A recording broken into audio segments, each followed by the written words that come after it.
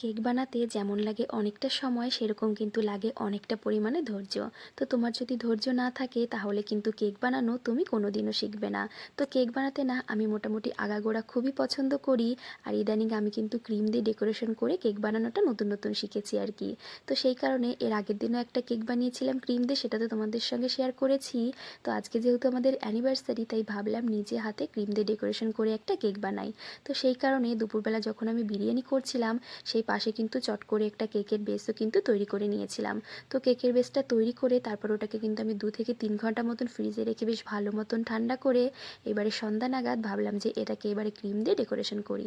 তো দেখতেই পাচ্ছ কেকটা কত সুন্দর ফুলেছিল আর দারুণ কিন্তু স্পঞ্জি হয়েছিল।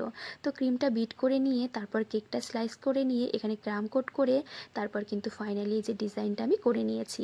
তো কেকটা বানানোর জন্য সময় ছিল একদমই অল্প, কারণ তোমাদের দাদাভাই ডিউটি থেকে তাড়াতাড়ি চলে এসেছিলো আর বানাতে বানাতেও কিন্তু আমার একটু লেট হয়ে গেছিলো। তো দেখো এবারে ফাইনালি কিন্তু আমাদের কেকটা বানানো হয়ে যেতে এটাকে কাটার জন্য কিন্তু আমরা বসে পড়েছি। তো কেক কাটতে না শিনু বরাবরই খুব পছন্দ করে। তো সেই কারণে আমরা যতই আগে আগে বসি না কেন, শিনু কিন্তু কেকটা কাটার জন্য ঠিক মাঝখানটাতেই বসে পড়বে। তো তারপর এরকম ছোট্ট মতন করে আজকে আমাদের অ্যানিভার্সারিটা সেলিব্রেট করলাম। তো তোমাদের কাছে আজকে সারা দিনকার ভিডিও আর এই সেলিব্রেশনের ভিডিওটা কেমন লাগলো অবশ্যই কমেন্ট করে জানিও।